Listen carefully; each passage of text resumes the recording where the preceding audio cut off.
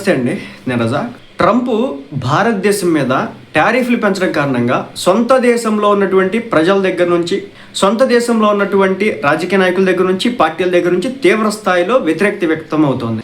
ఎక్కడైనా మన దేశం మీద టారిఫ్లు పెంచితే వాళ్ళు సంబరపడాలి, ఆనందపడాలి. కానీ మన దేశం మీద టారిఫ్లు పెంచినందుకు గాను సొంత ఏదైతే దేశస్తుడు ట్రంప్ ఎవరైతే ఉన్నారో ఆయన మీద వస్తున్నటువంటి పరిస్థితి.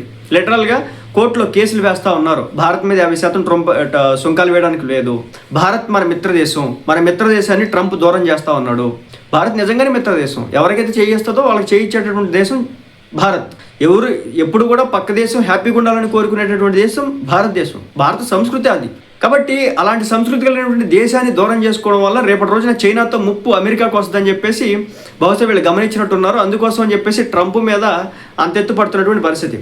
భారత్పై ట్రంప్ విధించినటువంటి టారిఫ్స్ విషయంలో అమెరికా ప్రతినిధుల సభలో ఆయనకే ఎదురు తిరిగినారు.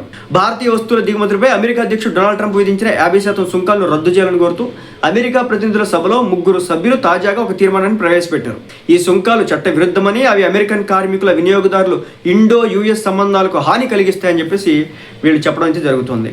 వీళ్ళు వచ్చేసి డెబోరా రాస్, మార్క్ విసే, రాజా కృష్ణమూర్తి అని చెప్పేసి ఒక 3 అనమాట. వీళ్ళు వచ్చేసి ఉట్టి పని పాటలేని వాళ్ళు ఏం కాదు, లేదంటే అమెరికా పౌరులనే కాదు, వీళ్ళు చట్టసభలోని ప్రతినిధులు అనమాట.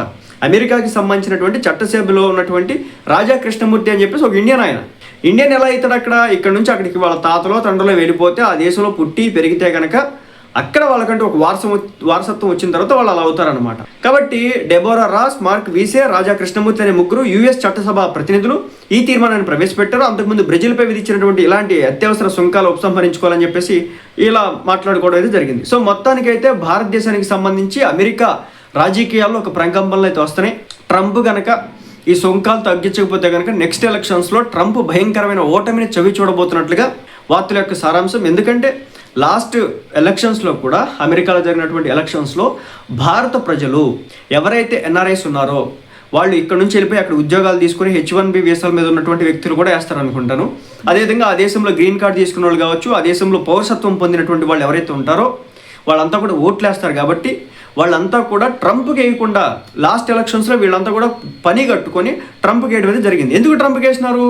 ట్రంప్ వస్తే కొంచెం మంచి జరిగింది, ఇండియాతో సత్సంబంధాలు బాగున్నాయి, బైడెన్తో కంటే కూడా ట్రంప్ మోడీ రిలేషన్ బాగుంది, ఇండియా అమెరికా రిలేషన్స్ బాగున్నాయి, కాబట్టి మనం తప్పనిసరిగా ఈసారికి మనం ట్రంప్ని గెలిపించాలని చెప్పేసి వాళ్ళు అదం మీద అంటే గద్దెనెక్కించి కూర్చోబెడితే, తీరా ట్రంప్ అధికారంలోకి వచ్చిన తర్వాత చైనాని టార్గెట్ చేసినాడు అంటే వాళ్ళకి గొడవ ఉంది కాబట్టి ఓకే, అది మిత్రదేశం కూడా కాదు, టార్గెట్ చేసినట్టు ఒక అర్థం ఉంది. కానీ ఇండియా ఒక మిత్రదేశాన్ని పట్టుకొని దీన్ని అమెరికా దగ్గర, మన రష్యా దగ్గర మనం ఆయిల్ కొంటున్నాం అని చెప్పేసి ఒక అడ్డం పెట్టుకొని, అది నిజమైన అడ్డం కాదు. ఎందుకంటే అదే అడ్డం అనుకుంటే కనుక చైనా మనకంటే ఎక్కువ ఆయిల్ కొంటున్నప్పుడు మరి చైనా మీద ఆ స్థాయిలో ఎందుకు టారిఫ్ లేదు? 30%, 20% ఎందుకు తెచ్చినాడు?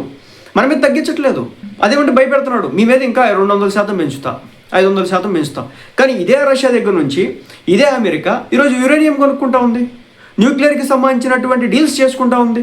కానీ మరి భారత్ మీద ఎందుకు టార్గెట్ చేస్తా ఉన్నాడు ఈ వ్యక్తి అంటే, భారత్ మీద ఒక రకమైన కుట్ర. పాకిస్తాన్ అంటే ప్రేమ. ఎందుకు పాకిస్తాన్ అంటే ప్రేమ? పాకిస్తాన్కి ఉన్నటువంటి అసీం మునీర్ అని చెప్పేసి ఒకడు ఉన్నాడు అనమాట, దిక్కుమాలనోడు, పాకిస్తాన్కి సంబంధించినటువంటి ఆర్మీ జనరల్. వీడితో ట్రంప్కి ఆర్థిక లావాదేవీలు ఉన్నాయి, రిలేషన్ ఉంది, ఫ్రెండ్షిప్ ఉంది.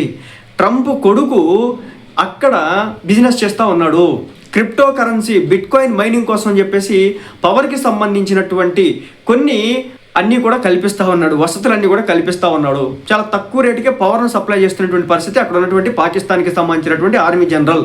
సో వీటన్నిటి బట్టి చూసుకుంటే భారత్లో ఇలాంటివి చెల్లుబాటు కాదు. కాబట్టి ఈ విధంగా ట్రంప్ భారత్ మీద అక్కసి వెళ్ళగక్కుతాడని చెప్పేసి వాళ్ళ దేశంలోనే ట్రంప్ మీద ఒక రకమైన వ్యతిరేకత వచ్చిన నేపథ్యంలో ఇప్పుడు ఏకంగా చట్టసభలో, యుఎస్ చట్టసభలోనే నువ్వు భారత్కి వ్యతిరేకంగా వెళ్తావా, దీనివల్ల యుఎస్కి చాలా నష్టపోతుందని చెప్పేసి వాళ్ళంతా కూడా తీర్మానాన్ని ప్రవేశపెట్టడం జరిగింది.